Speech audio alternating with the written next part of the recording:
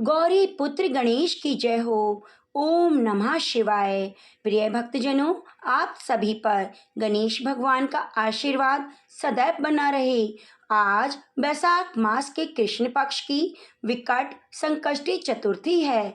इस शुभ अवसर पर आप सभी सुनने वाले हैं संकष्टी चतुर्थी की व्रत कथा। सबसे पहले मिलकर हम सब गणेश भगवान का ध्यान करें।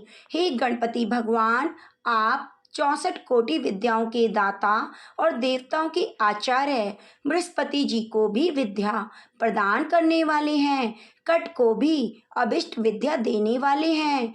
आप ही द्विध हैं, कवि हैं, कवियों की बुद्धि के स्वामी हैं। मैं आपको प्रणाम करती हूँ।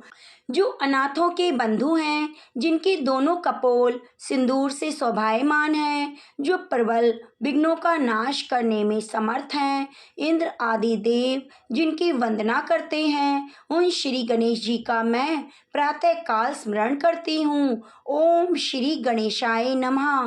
प्रिय भक्तजनों, अब आप अपने अपने दुखों के निवारण के लिए और अपनी अपनी मनोकामनाओं की पूर्ति के लिए मन में विश्वास रखकर धैर्य के साथ इस पवित्र कथा को सुनिए।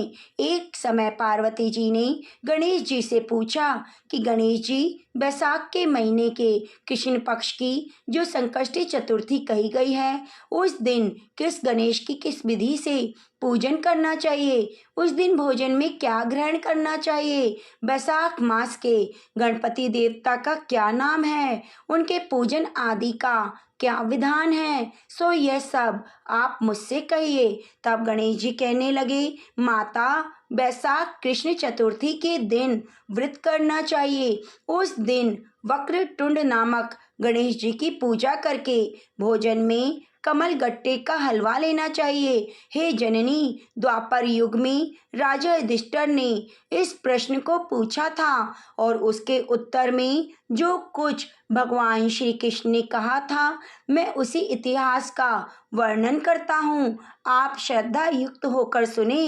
हे युधिष्ठिर, इस कल्याण दात्री चतुर्थी का जिसने व्रत किया और उसे जो फल प्राप्त हुआ, उसे मैं कह रहा हूँ। प्राचीन काल में एक रति देव नामक प्रतापी राजा थे। जिस प्रकार आग के कण समूहों को जला डालती हैं, उसी प्रकार वे अपने शत्रुओं के विनाशक थे। उनकी मित्रता यम, कुबेर, इंद्र आदि देवताओं से थी। उन्हीं के राज्य में धर्मकेतु नामक एक श्रेष्ठ ब्राह्मण रहते थे।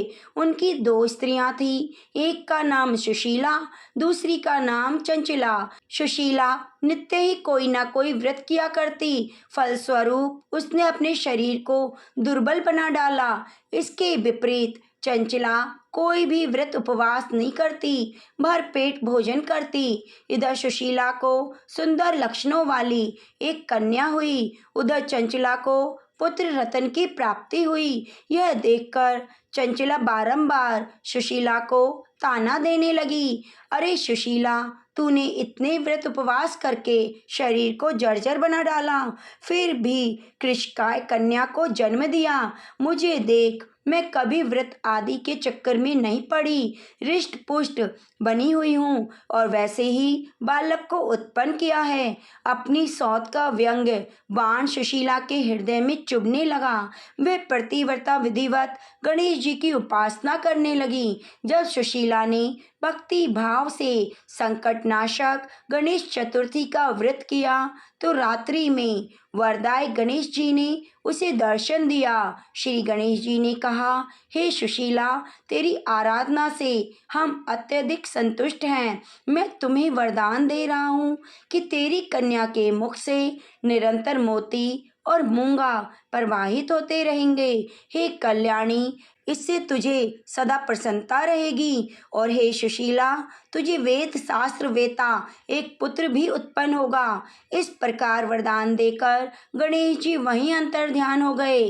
वरदान प्राप्ति के फलस्वरूप उस कन्या के मुख से सदैव मोती और मूंगा झड़ने लगे। कुछ दिनों के बाद सुशीला को एक पुत्र उत्पन्न हुआ और इसके बाद धर्मकेतु स्वर्गगामी हो गया। उसकी मृत्यु के अनंतर चंचला घर का सारा धन लेकर दूसरे घर में जाकर रहने लगी, परंतु सुशीला पति गृह में रहकर ही पुत्र और पुत्री का पालन पोषण करने लगी। उस कन्या के मुंह से मोती मूंगा गिरने के फलस्वरूप सुशीला के पास थोड़े ही समय में बहुत धन एकत्रित हो गया। इस कारण चंचला उससे ईर्ष्या करने लगी। एक दिन हत्या के उद्देश्य से चंचला ने सुशीला की कन्या को कुएं में ढकेल दिया। उस कुएं में गणेश जी ने उसकी रक्षा की और वह बालिका सकुशल अपनी माता के पास लौट आई।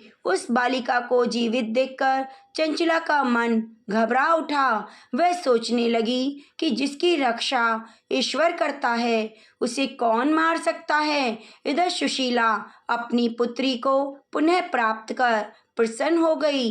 पुत्री को हृदय से लगाकर उसने कहा, श्री गणेश जी ने तुझे पुनर्जीवन दिया है। अनाथों के नाथ गणेश जी ही हैं। चंचला आकर उसके पैरों में नतमस्तक हुई। इसे देखकर सुशीला के आश्चर्य का ठिकाना ना रहा। चंचला हाथ जोड़कर कहने लगी, हे बहन सुशीला, मैं बहुत पापिनी और दुष्टा हूँ। आप मेरे अपराधों को क्षमा कीजिए। आप दयावती हैं। आपने दोनों कुलों का उद्धार किया है। जिसका रक्षक देवता होता है उसका मानव क्या बिगाड़ सकता है। जो लोग संतों और सत्पुरुषों को दोष देखते हैं वे अपनी करनी से स्वयं नाश को प्राप्त होते हैं। इसके बाद चंचला ने भी उस कष्ट निवारक पुण्यदे संकट नाशक गणेश जी के व्रत को किया। श्री गणेश जी के अनुग्रह से परस्पर उन दोनों में प्रेम भाव स्थापित हो गया। जिस पर गणेश जी की कृपा होती है उसके शत्रु भी मित्र बन जाते हैं। सुशीला द्वारा संकट नाशक गणेश व्रत किए जाने के कारण ही चंचला का हृदय परिवर्तित हो गया। श्री गणेश जी कहते हैं, हे देवी, पूर्व काल का पूरा वृतांत मैंने आपको सुना दिया। इस लोक में इससे श्रेष्ठ विघ्न विनाशक कोई दूसरा व्रत नहीं। श्री कृष्ण जी कहते हैं, हे धर्मराज, आप भी विधि पूर्वक गणेश जी के इस व्रत को कीजिए। इसके करने से आपके शत्रुओं का नाश होगा।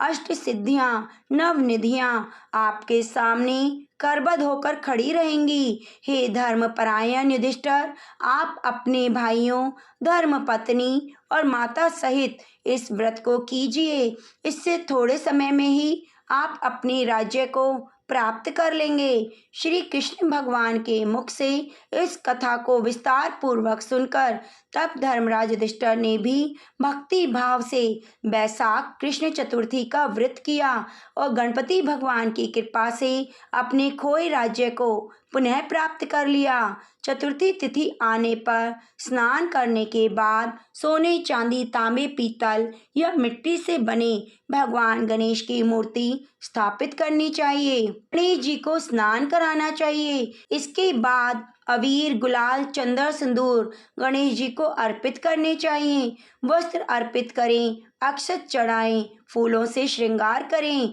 गणेश मंत्र बोलते हुए दुर्वा अर्पित करें, भगवान को लड्डुओं का, मोदक का भोग लगाएं, कपूर जलाएं, धूप दीप से आरती उतारें। इस प्रकार पूजा करने से भगवान से सच्चे मन से क्षमा याचना करें। अंत में प्रसाद को सभी भक्तों में बांट दें। अगर संभव हो सके तो घर में ब्राह्मणों को भोजन कराएं।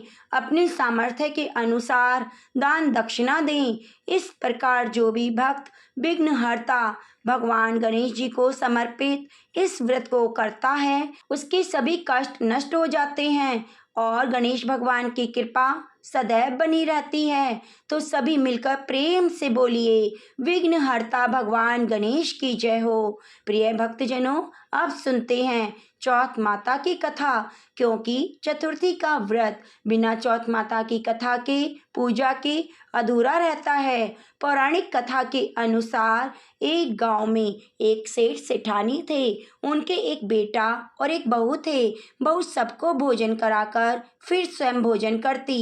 एक पड़ोसन ऐसी थी जो रोज पूछती कि बहू आज क्या बनाया है, क्या खाया है। तो बहू कहती ठंडो बासी। एक दिन उसके पति ने ऐसा सुनकर विचार किया, आज तो पकवान बनाए जाएं, फिर देखें मेरी पत्नी क्या कहती है। उसने तरह तरह के पकवान बनवाए और घर के सभी लोगों ने एक साथ बैठकर भोजन किया।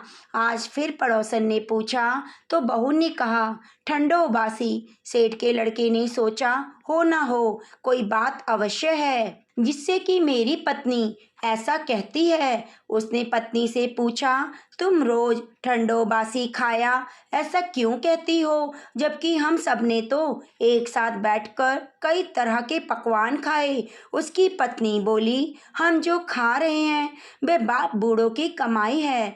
जिस दिन आप कमा कर लाओगे उस दिन मैं समझूंगी ताज़ा भोजन कर रहे हैं। अब एक दिन लड़के ने माँ से कहा मैं एक बड़े शहर में कमाई करने जा रहा हूँ। माँ बोली बेटा अपने पास इतना धन है कि खत्म ही नहीं होगा। माँ के मना करने पर भी बेटे ने स्वयं कमाने का दृढ़ निश्चय किया और जाते समय पत्नी से कहा जब तक कमाकर बहुत सा धन न लेकर आऊं तुम चूल्हे की आग मत बुझने देना। एक दिन चूल्हे की आग बुझ गई तो वह मन ही मन घबराने लगी, कहीं मेरे पति पर कोई संकट न आन पड़े। जल्दी से पड़ोस में से आग लाकर चूल्हे में रख दी। ऐसा विचार कर कर पत्नी पड़ोस में गई। वह पड़ोसन चौथ माता का व्रत और पूजन कर रही थी। पड़ोसन ने कहा थोड़ी देर में आकर ले जाना। तो बहू ने पड़ोसन से पूछा आप यह व्रत क्यों करती हैं, इससे क्या मिलता है। पड़ोसन ने कहा चौथ माता इस व्रत को करने से अन्न धन मिलता है, लक्ष्मी मिलती है, सभी मनोकामनाएं पूरी होती हैं, घर के सभी संकट दूर हो जाते हैं। अब वह भी चौथ माता का व्रत करने लगी। दीवार पर उसने चौथ माता का चित्र बनाया। उस दिन घी और गुड़ का चूरमा बनाकर रात्रि को चंद्रमा का अर्घ देकर भोजन किया। ऐसा करते करते बहुत दिन हो गए। चौथ माता ने उस बहू के पति को सपना दिया साहूकार का बेटा तू जाग, तेरी पत्नी तुझे याद कर रही है, घर जाकर उसकी चिंता मिटा दे। तू दुकान खोलकर कंकु केशर का पगलिया बना के बैठ जाना, आज तेरा हिसाब किताब चुकता हो जाएगा। अब तो चौथ माता ने जैसा कहा वैसा ही हुआ। उसने घर जाने की तैयारी की, गाड़ी भर के धन दौलत लेकर चल दिया। रास्ते में बड़ा सा काला नाग फन फैलाए बैठा था। कहने लगा आज तो मैं तुझे डस लूंगा, छोड़ूंगा नहीं, आज तेरी आयु पूरी हो गई। सेठ के लड़के ने कहा आज चौथ माता ने मुझे सपना दिया तो मैं पत्नी से मिलने घर जा रहा हूँ। वह मेरी पत्नी बहुत चिंता कर रही है, मैं उससे मिलकर जरूर आऊँगा, तब तुम मुझे डस लेना। नाग ने कहा तुम शपथ पूर्वक कहकर जाओ तो मैं तुम्हें जाने दूंगा, परंतु लौटकर नहीं आए तो मैं तुम्हारे घर आकर तुम्हें डस लूंगा। इस प्रकार सांप को वचन देकर वे घर पहुंचा।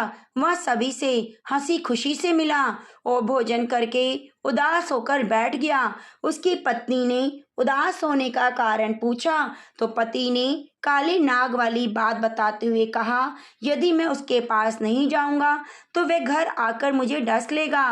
पत्नी बहुत चतुर थी, उसने कहा आप घबराओ नहीं, लेट जाओ, मैं उपाय करती हूँ। पत्नी ने कमरे की 7 पेड़ी धोई। पहली पेड़ी पर रेत, दूसरी पर इत्र, तीसरी पर गुलाल फूल, चौथी पर कंकु केशर, 5वीं पर लड्डू पेड़ा, छठी पर गाढ़ी गलीचा, 7वीं पेड़ी पर दूध का कटोरा भरकर रख दिया। इस प्रकार 7 पेड़ी सजाकर बैठ गई। आधी रात होते ही नाग आकर पेड़ी चढ़ने लगा। पहली पेड़ी पर रेत में लौट गया कहने लगा कि सेठ की बहू ने तो आराम बहुत दिया, पर बचनों से बंध कर आया हूँ, सो डसना अवश्य ही है। इस प्रकार सातों पीढ़ियों पर नाग आराम करता हुआ और कहता हुआ कि डसकर ही जाऊंगा। कमरे में जाने वाला था कि चौथ माता ने विचार किया कि मैं इसे नहीं बचाऊंगी तो संसार में धर्म कर्म व्रत पूजन कौन मानेगा। अब तो गणेश जी, चंद्रमा जी और चौथ माता ने उसे बचाने का विचार किया। चंद्रमा ने उजला किया, चौथ माता ढाल बनी और गणेश जी ने तलवार लेकर नाग को मार दिया, ढाल से ढक दिया। अब बहू भी थकी हारी सो गई। दिन निकला तो लोग बेटे से मिलने आने लगे, परंतु बेटा बहू तो उठे ही नहीं थे। बहुत देर हो गई तो माँ उन्हें उठाने गई। माँ ने सातों पीढ़ियों पर जो कुछ देखा वे बहुत घबरा गई। बेटा बहू को आवाज लगाई। बेटा बहू उठे तो देखा एक ढाल तलवार वहाँ पड़ी है। अब ढाल उठाई तो वही काला नाग मरा हुआ मिला। बेटा बहू ने सोचा आज तो धर्म कर्म ही आड़े आए हैं, जो भगवान गणेश चौथ माता ने अपनी रक्षा की है। हे चौथ माता, आपने जैसे सेठ के बेटे बहू की रक्षा करी वैसे सबकी रक्षा करना। प्रेम से बोलिए चौथ माता की जय हो, गणेश भगवान की जय हो। प्रिय भक्तजनों, अब सुनते हैं बैसाख मास में रोज सुनी जाने वाली राजा और बांदरी की कथा। एक राजा था। वह बैसाख मास में प्रतिदिन स्नान किया करता, गंगा जी जाया करता। राजा का आदेश था कि मुझसे पहले गंगा में कोई भी स्नान नहीं करेगा। लेकिन राजा जब गंगा जी में स्नान करने जाते तो उन्हें प्रतिदिन शांत जल की जगह हलचल करता हुआ जल दिखाई देता। तो राजा को संदेह हो गया कि अवश्य कोई तो है जो मुझसे पहले गंगा जी में स्नान करता है। तो राजा ने नदी के तट पर पहरेदार लगा दिए और कहा, जो कोई मुझसे पहले स्नान करता है उसे पकड़कर मेरे पास ले आना। अगर वो औरत है तो मैं उससे निश्चय ही विवाह करूंगा। राजा के कहे अनुसार पहरेदार वहाँ पहरा देने लगे। गंगा जी के किनारे एक वृक्ष था, उस पर एक बंदरिया रहती थी। वे प्रतिदिन राजा जी के स्नान करने से पहले स्नान करके आती। बंदरिया कहती, राजा जी से पहले बैसाख नहाया और कहकर वापस पेड़ पर चढ़ जाती। ऐसा करते करते बैसाख का महीना पूरा बीत गया, परंतु पहरेदारों को कोई भी सुराग नहीं मिला। किंतु बैसाख की पूर्णिमा के दिन राजा के सिपाही जब पहरा दे रहे थे तो उन्हें तालाब में डुबकी की आवाज सुनाई दी। पहरेदार दौड़कर तालाब के पास आए तो देखा एक बंदरिया नहा रही है और बोल रही है, बंदरिया बैसाख नहाए, राजा जी से पहले सवा पहर के तड़के नहाई। ऐसा कहकर जब वह पेड़ पर चढ़ने लगी तो राजा के सिपाहियों ने उसे पकड़ लिया और राजा के पास ले गए। तो राजा का तो यह वचन था कि अगर कोई भी स्त्री उससे पहले स्नान करेगी तो वह उससे विवाह अवश्य करेगा। अपने वचन के अनुसार उस बंदरिया से राजा को विवाह करना पड़ा। कुछ दिन बीतने के बाद वैशाख स्नान के पुण्य से बंदरिया का गर्भ ठहर गया। 9 महीने पूरे होने पर बंदरिया ने राजा से पूछा, बच्चे के जन्म पर मुझे क्या करना चाहिए, मैं क्या करूंगी, आप मुझे बताओ। तब राजा ने कहा, मैं आपके कमरे में घंटी लगवा देता हूँ, जब भी तुम्हें दर्द हो घंटी बजा देना, मैं पूरा इंतजाम कर दूंगा। तो राजा के ऐसा ही किया। बंदरिया के महल में घंटी लगवा दी। तो राजा के तो पहले से अन्य रानियां थीं, उनके कोई संतान नहीं थी। जब पता चला बंदरिया गर्भवती है तो वे ये जानकर उस बंदरिया रानी से ईर्ष्या करने लगी और भावी संतान को नष्ट करने के लिए तरह तरह की योजनाएं बनाने लगी। तो घंटी बंधी हुई देखकर एक रानी ने बंदरिया से इसका कारण पूछा तो बंदरिया ने सारी बात उनको बता दी। यह घंटी राजा ने क्यों बनवाई है? तो रानी ने यह सुनते ही अपने मन से एक साजिश रची और बंदरिया से कहा, तुम एक बार घंटी बजाकर तो देखो, राजा जी आते हैं या नहीं। उस टाइम अगर राजा जी नहीं आए तो तुम क्या करोगी? तो बंदरिया ने रानियों के कहे अनुसार घंटी बजा दी। राजा दौड़ता हुआ महल में आया और घंटी बजाने का कारण पूछा तो बंदरिया ने कहा, मैंने तो रानियों के कहने के अनुसार ही घंटी बजाई थी। लेकिन रानी ने बाहर आने पर कहा, राजा आप किस पर विश्वास कर रहे हैं? यह तो एक जानवर है, न जाने कितनी बार घंटी बजाएगा। आप सारा काम छोड़कर कितनी बार आएंगे? हम कितनी रानियां हैं, इस बंदरिया को अच्छी तरह से संभाल लेंगे। आपको चिंता करने की जरूरत नहीं। ऐसा करें कि ये घंटी यहाँ से हटवा दें। ऐसा कहकर उन्होंने वह घंटा वहां से हटवा दिया। कुछ दिनों बाद जब बंदरिया के बच्चे के जन्म का समय आया तो उसने दूसरी रानियों से पूछा, मैं क्या करूं? तो रानियों ने कहा, तुम आंखों पर पट्टी बांधकर सो जाओ। तो बालक के जन्म लेते ही उसके रोने से पहले रानियों ने उसे एक टोकरी में रखकर दासी को दे दिया और कहा, नदी में प्रवाहित कर आओ। उस बच्चे के स्थान पर एक पत्थर रख दिया और राजा को जल्दी समाचार भेज दिया कि बंदरिया ने तो एक पत्थर को जन्म दिया है। जब राजा ने सुना तो वह बहुत दुखी हुआ और फिर सोचा, दूसरी रानियों के बच्चे नहीं होते, यह तो एक बंदरिया है, उसके क्या संतान होगी। और जब दासी उस सुंदर बच्चे को लेकर जा रही थी तो उसका बिल्कुल मन नहीं हुआ कि उसे नदी में प्रवाहित करे। वह बच्चे को लेकर इधर उधर घूमने लगी। उसे एक गड्ढा दिखाई दिया जो कुम्हार कुम्हारिन मिट्टी खोदने आते थे। उसने सोचा, इस बच्चे को यहाँ पर चुपचाप रखकर चली जाती हूँ। वैसे भी बच्चे को यहाँ पर रखने लगी। वैसे ही कुम्हार और कुम्हारिन आ गए। उन्होंने पूछा, ये बच्चा किसका है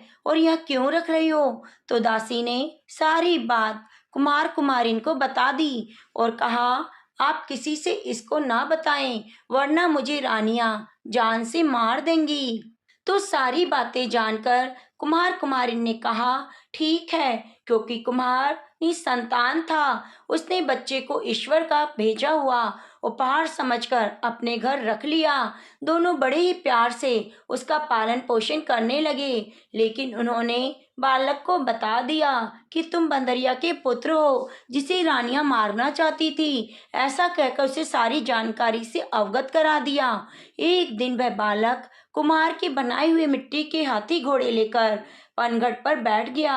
वह दासियों को देखकर कहने लगा कि आप आओ मेरे मिट्टी के हाथी घोड़ों, पानी पी लो। आओ मेरे मिट्टी के हाथी घोड़ों, पानी पी लो। जब दासियों ने सुना तो वह जोर जोर से हंसने लगी और बोली, अरे मूर्ख, क्या मिट्टी के हाथी घोड़े भी कभी पानी पीते हैं? इस पर बच्चे ने कहा, जब बंदरिया पत्थर को जन्म दे सकती है तो मिट्टी के हाथी घोड़े भी पानी पी सकते हैं। तो वह दासियां जल्दी जल्दी महल में आईं और रानियों को सारी बात बता दी। उन्होंने कहा, हमें तो लगता है ये वही राजा का पुत्र है जो बंदरिया ने पैदा किया था। रानियां उसे मारने के लिए साजिश रचने लगीं और दूसरे दिन उन्होंने गूंद के लड्डू बनाकर दासी को दे दिया और कहा, बालक को यह दे देना। दासी के अनुसार वह लड्डू ले जाकर उस बालक को दे दिए। विष्णु भगवान की कृपा से लड्डू तो गूंद और बादाम के हो गए और बच्चे ने लड्डू खाए। बालक की मृत्यु नहीं हुई। तो फिर यह समाचार आकर उन्होंने रानी को बता दिया कि बालक का तो कुछ भी नहीं बिगड़ा। सारी रानियां राजा के पास गई। कुम्हार के बारे में उल्टी सीधी बातें बोलकर राजा के कान भर दिए और कहा, कुम्हार को देश से बाहर भेज दो। राजा ने कुम्हार को देश निकाला दे दिया। कुम्हार जंगल में रहने लगा। जंगल में रहते रहते एक वर्ष बीत गया। दूसरे साल जब चैत्र का महीना आया, गणगौर पूजा के लिए वे बानर पुत्र बगीचे के बाहर 108 करवे 108 गोलियां लेकर बैठ गया। घड़े में जल भर लिया और साहूकार की बेटियां गन्नौर बनाने के लिए मिट्टी लेने आई। बगीचे से आई तो बगीचे में खेलने और झूलने लगी। ऐसा करते करते काफी समय बीत गया। बहुत जोर जोर से प्यास लगने लगी उन्हें। उन्होंने बंदरिया के बेटे से कहा, हमें पानी पिला दो। तो लड़के ने कहा, पानी तो मेरे पास है, पर मेरी एक शर्त है। एक गोली है, उसे खा लो, 7 बार मेरी परिक्रमा कर लो, फिर मैं तुम्हें पानी पिला दूंगा। पहले तो लड़कियों ने मना कर दिया, लेकिन तेज प्यास लगने के कारण वे मान गई। इस पर यह गोली खाई और युवक के चारों ओर 7 फेरे लगा लिए। एक के बाद एक करती चली गई और पानी को पीती हुई गई। इस तरह से मजबूरी बस वे सभी गर्भवती हो गई। कुछ दिनों बाद जब उनके माता पिता को पता चला तो उन्होंने सारी बातें बता दी। सभी साहूकार मिलकर कुम्हार के पास गए और सारा किस्सा कह सुनाया और कहा, तुम्हारे बेटे ने हमारी बेटियों से शादी की है, अब तुम इन्हें अपने पास रखना। कुम्हार ने कहा, मैं तो गरीब हूँ, इन्हें नहीं रख सकता। तो सभी साहूकारों ने कहा, हम खूब सारा धन देंगे, हमारी लड़कियों को तुम्हारे घर की बहू बनाना होगा। इस तरह साहूकारों ने खूब सारा दान दहेज देकर बेटियों को कुम्हार के घर विदा किया। तो कुम्हार के घर तो 108 बहुएं हो गईं। कुछ महीनों बाद 108 पोते हो गए। इस पर खुशी से कुम्हार ने एक बड़े उत्सव का आयोजन किया, पूरे नगर को आमंत्रित किया, साथ में राजा को भी बुलवाया। राजा के यहाँ से बांदरी रानी को छोड़कर सभी लोग आए। तो बांदरी के पुत्र ने देखा, मेरी माँ नहीं आई है। राजकुमार ने राजा से आज्ञा लेकर रथ और पालकी भेजे। राजमहल चला गया, वहां से अपनी बांदरी माता को बिठाकर ले आया और साथ में उसने सबसे ऊंचे आसन पर बिठाया।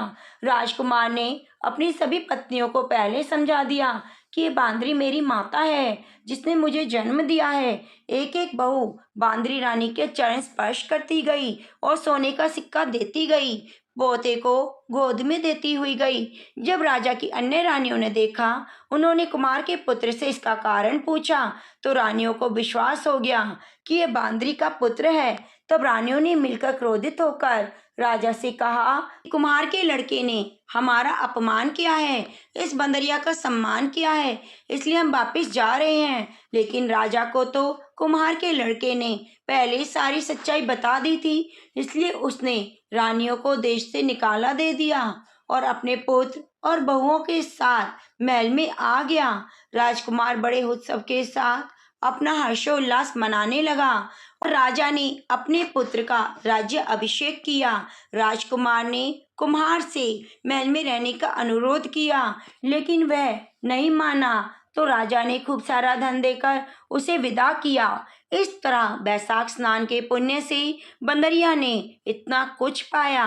वैशाख स्नान का बहुत अधिक महत्व है। हम सभी को वैशाख स्नान जरूर करना चाहिए। हे विष्णु भगवान, आपने जैसे राजा और बंदरिया को दिया, वैसे सबको कहना।